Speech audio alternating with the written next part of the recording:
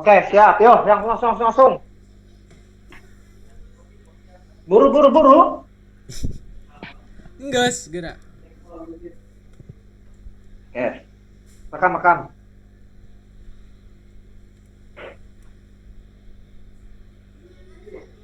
Oh, common sense dengan nilai target 3-nya kitanya. Nyajar. Hmm. Lain ya? Ayo gerak. Benar. Oh. Assalamualaikum warahmatullahi wabarakatuh. Kami dari kelompok 1 akan menjelaskan tentang evaluasi kinerja karyawan untuk promosi jabatan pada metode profil matching yang disusun oleh saya sendiri Hilwa Fatwa Mutamima, yang kedua oleh Muhammad Fajar Dipa Patama, yang ketiga oleh Muhammad Guntur Pamungkas, yang keempat oleh Ikhlas Irodatullah, yang kelima oleh Muhammad Mutabar Muklis, yang keenam oleh Abel Sapero. Nah, konsep mencari orang yang memiliki profil sedekat mungkin dengan jabatan yang sedang dipromosikan. Dalam kasus ini dicontohkan 3 aspek yang akan digunakan, yaitu 1. Aspek kecerdasan dan nilai target meliputi common sense dengan nilai target 3, verbalisasi ide dengan nilai target 3, sistematika berpikir dengan nilai target 4, penalaran dan solusi real dengan nilai target 4, konsentrasi dengan nilai target 3, logika praktis dengan nilai target 4, fleksibilitas berpikir dengan nilai target 4, imajinasi kreatif dengan nilai target 5, antisipasi dengan nilai target 3, potensi kecerdasan dengan nilai target 4. Yang kedua, aspek sikap kerja dan nilai target meliputi energi psikis dengan nilai target 3, ketelitian dan tanggung jawab dengan nilai target 4, kehati-hatian dengan nilai target 2, pengendalian dengan perasaan dengan nilai target 3, dorongan berprestasi dengan nilai target 3, vitalisasi perencanaan dengan nilai target 5. Yang ketiga, aspek perilaku dan nilai target meliputi kekuasaan dengan nilai target 3, pengaruh dengan nilai target 4, ketuguhan hati dengan nilai target 2, pemenuhan dengan nilai target 3. Sedangkan bentuk penilaian berdasarkan skala ordinal, yaitu berdasarkan hasil penilaian dari 7 karyawan diperoleh data sebagai berikut. Ini adalah contoh datanya ya. Lanjut.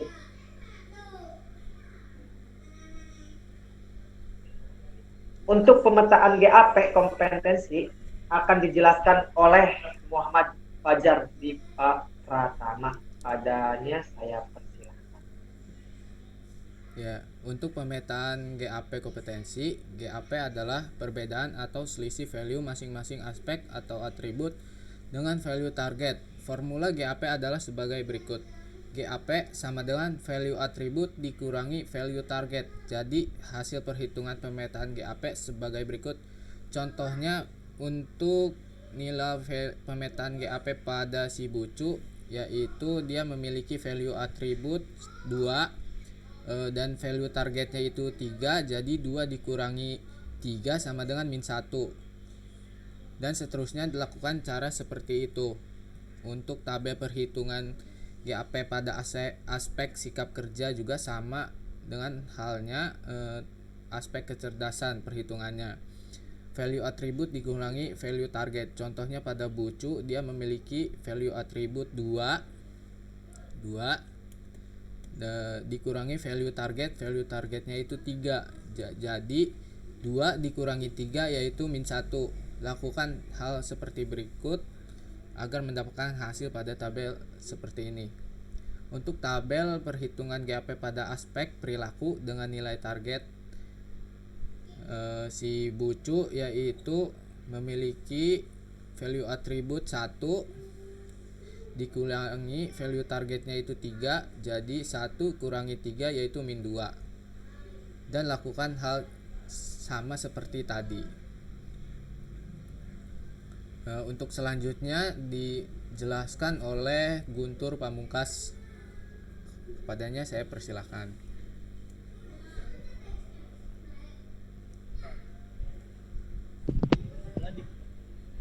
Tur, nggak ada suaranya, Tur.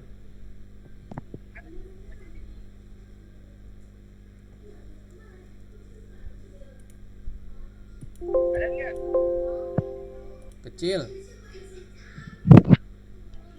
Gue udah Nah, ya. pembobotan telah diperoleh GAP pada masa Kecil, Tur, suaranya. Tadi mah gede loh. masih sih Ya, tuh udah. di lunya kali Tum. Nah, udah tuh baru gede, ya. Pembobotan setelah diperoleh GAP pada masing-masing karyawan, setiap profil karyawan diberi bobot nilai sesuai ketentuan pada tabel bobot nilai GAP. Tabel bobot nilai GAP seperti berikut. Memiliki selisih bobot nilai keterangan. Selisih 0 dengan bobot nilai 5, keterangan tidak ada selisih. Selisih 1 dengan bobot nilai 4,5, keterangan kompetensi individu lebih 1 tingkat. Selisih min 1, bobot nilai 4, memiliki keterangan kompetensi individu berkekurangan 1 tingkat. 2, selisih 2 memiliki bobot nilai 3,5, memiliki keterangan kompetensi individu kelebihan 2 tingkat. Selisih min 2 memiliki bobot nilai 3, memiliki keterangan kompetensi individu kekurangan 2 tingkat. Selisih 3 memiliki bobot nilai 2,5, keterangan kompetensi individu kelebihan 3 tingkat. Selisih min 3 dengan bobot nilai 2, keterangan kompetensi individu kekurangan 3 tingkat. Selisih 4 dengan bobot nilai 1,5, memiliki keterangan kompetensi individu kelebihan 4 tingkat. Selisih min 4, bobot nilai memiliki 1 dengan keterangan kompetensi individu kekurangan 4 tingkat.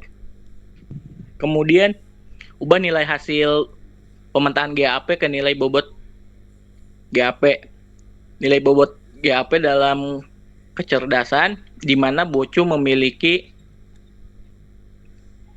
min 1, yang di mana min 1 dengan bobot nilai 4 dengan keterangan kompetensi individu kekurangan 1 tingkat. Untuk berikutnya, nilai bobot GAP aspek kerja. Bucu memiliki bobot nilai min 1, yang dimana bobot nilai min 1 4. Ya, 4. Nilai bobot GAP aspek tingkat perilaku untuk Bucu memiliki min 2, yang dimana min 2 memiliki bobot nilai 3. Dilakukan untuk hal yang sama untuk karyawan berikutnya.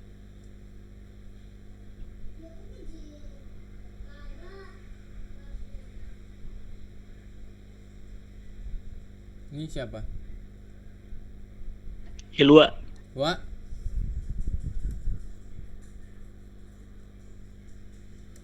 Wak.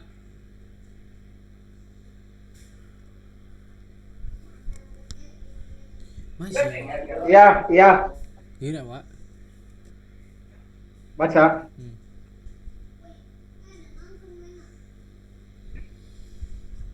Nah, untuk perhitungan core dan secondary faktor, setelah menentukan bobot nilai GAP untuk ketiga aspek, yaitu aspek kecerdasan, sikap kerja, serta perilaku kemudian dengan cara yang sama, setiap aspek dikelompokkan menjadi 2 kelompok, yaitu core faktor dan secondary faktor. Core faktor merupakan aspek kompetensi yang paling menonjol atau paling dibutuhkan oleh suatu jabatan yang diperkirakan dapat menghasilkan kinerja optimal. Formula yang digunakan untuk mencari nilai core faktor adalah NCF sama dengan sigma NC per sigma IC, di mana I sama dengan 1,2 NC sama dengan jumlah total nilai core faktor, IC sama dengan jumlah item core faktor. Sedangkan formula yang digunakan untuk mencari nilai secondary faktor adalah NSF sama dengan sigma NC, sigma NS per sigma IC, di mana I sama dengan 1,2 NC sama dengan jumlah total nilai secondary faktor, IC sama dengan jumlah item secondary faktor.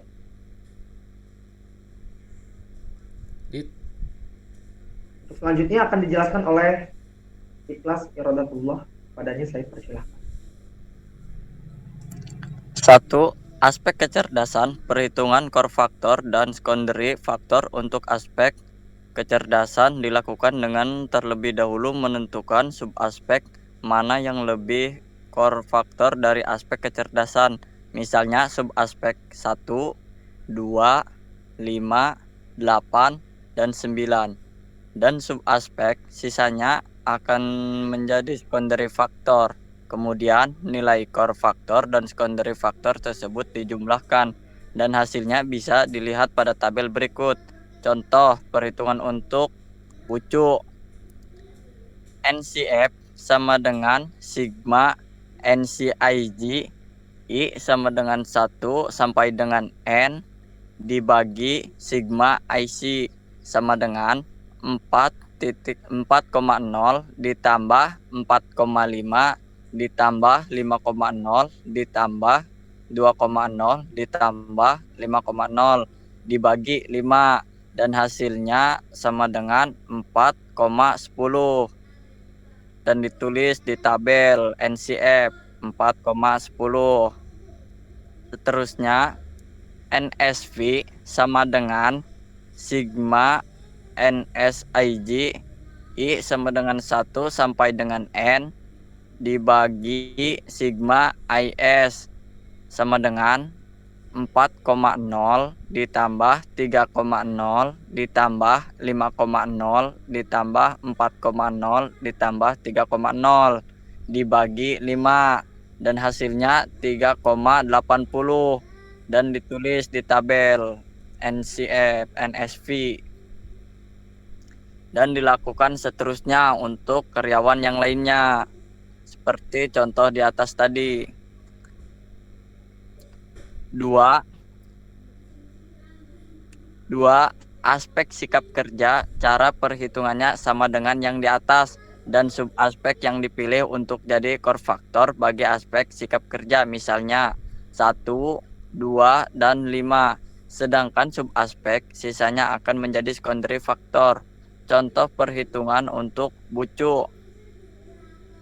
NCF sama dengan sigma NCIG I sama dengan 1 sampai dengan N dibagi sigma IC sama dengan 4,0 ditambah 5,0 ditambah 5,0 dibagi 3 dan hasilnya 4,67 dan ditulis di NCF-nya 4,67. Seterusnya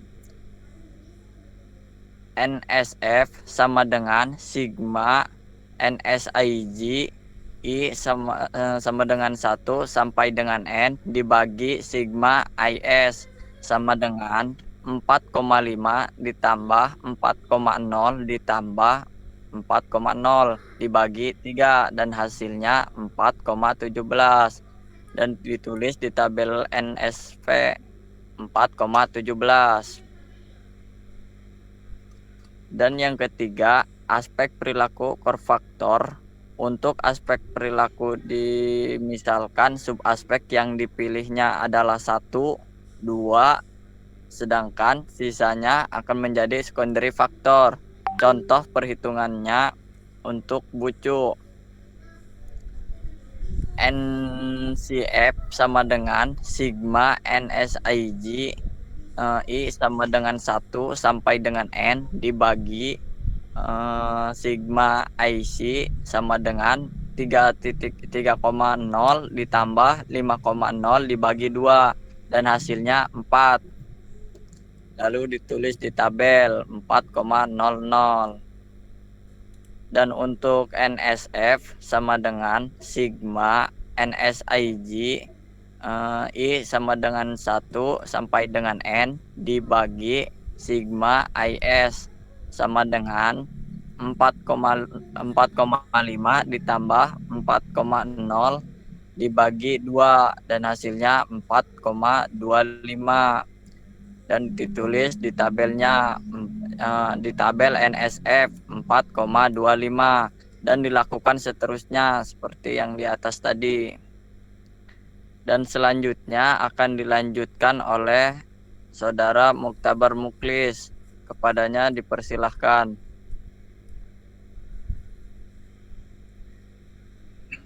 Baiklah, saya di sini akan menjelaskan perhitungan nilai total. Dari perhitungan setiap aspek yang di atas, berikutnya dihitung nilai total berdasarkan presentase dari core factor dan secondary factor yang diperkirakan berpengaruh terhadap kinerja tiap-tiap karyawan. Berikut rumusnya. N sama dengan dalam kurung NCF K persen tutup kurung ditambah dalam kurung NSF K persen tutup kurung. Di mana K sama dengan nilai persen yang diinputkan. Perhitungan aspek kecerdasan, aspek sikap kerja, dan aspek perilaku dengan nilai 60% dan 40% seperti berikut ini. Contoh perhitungan untuk bucu. 1. Nilai total aspek kecerdasan. N sama dengan 60% dikali 4,10 yang dimana nilai ini diambil dari nilai total aspek kecerdasan dari NCF bucu.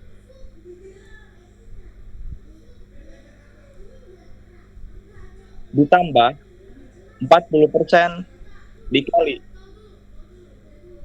3,80 yang dimana nilai ini diambil dari nilai total aspek kecerdasan NSF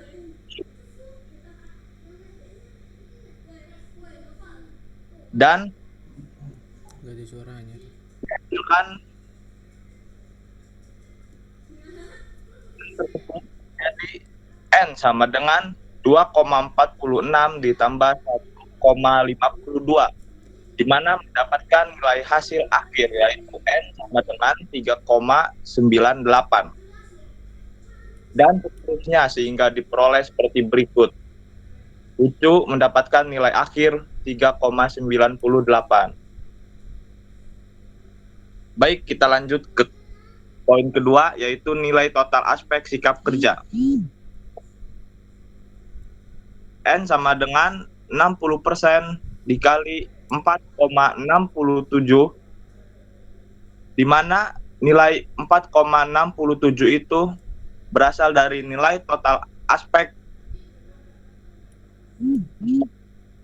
NCF bucu ditambah 40% dikali 4,17% yang dimana nilai tersebut diambil dari nilai total aspek kerja NSF bucu. Lanjut ke tahap berikutnya, N sama dengan 2,80 ditambah 1,67 dan mendapatkan nilai hasil akhir N sama dengan 4,47 nilai akhir bucu dan seterusnya sehingga diperoleh seperti berikut. Ya, kita masuk ke nomor 3 yang dimana nilai total aspek perilaku.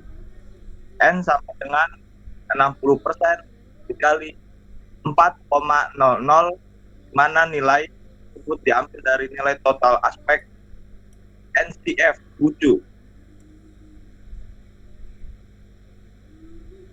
Ditambah 40% dikali 4,25 di mana nilai tersebut diambil dari nilai total aspek perilaku Bucu.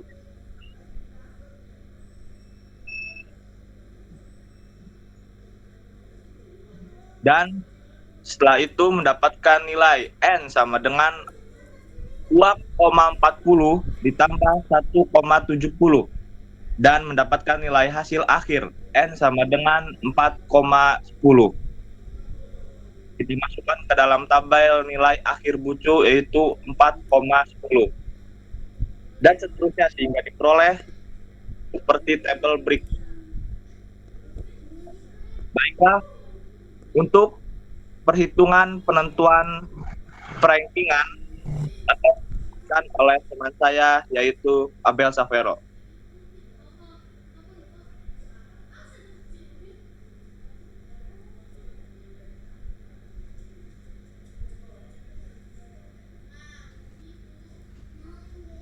Assalamualaikum warahmatullahi wabarakatuh. Di sini saya akan menjelaskan perhitungan penentuan rankingan. Hasil akhir dari proses profile matching adalah ranking dari kandidat yang diajukan untuk mengisi suatu jalan jabatan tertentu. Penentuan ranking mengacu pada hasil perhitungan tertentu.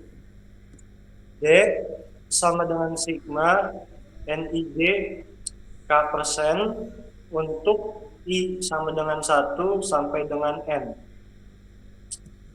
di mana I sama dengan 1, 2 sampai N, K sama dengan nilai persen yang diinputkan.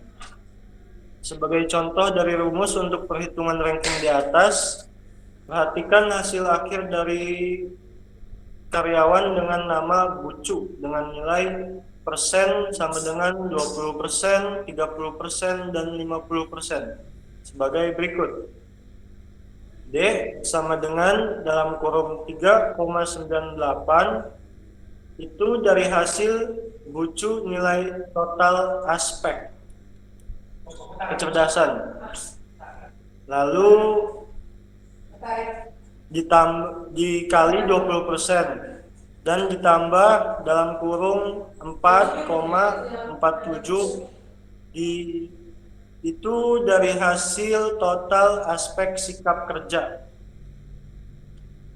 dikalikan 30%, tutup kurung, ditambah buka kurung 4,10 itu dari nilai total aspek perilaku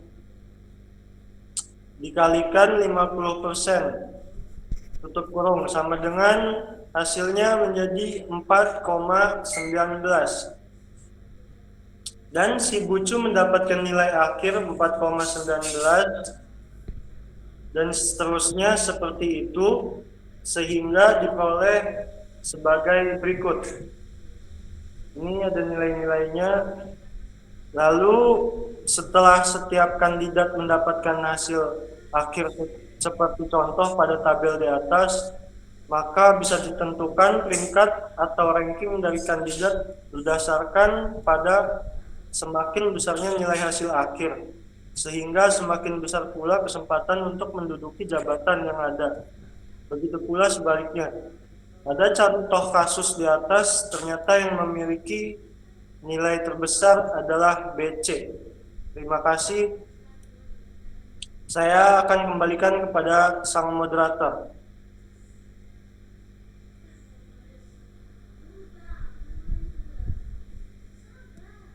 Pak.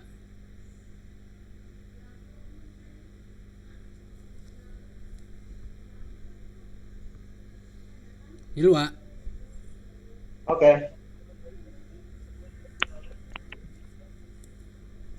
Terima kasih kepada Abel Savero yang telah menjelaskan. Sekian dari kelompok kami. Apabila ada kesalahan dalam tutur kata, sebelumnya mohon minta maaf. Wabillahi taufiq wal hidayah. Wassalamualaikum warahmatullahi wabarakatuh.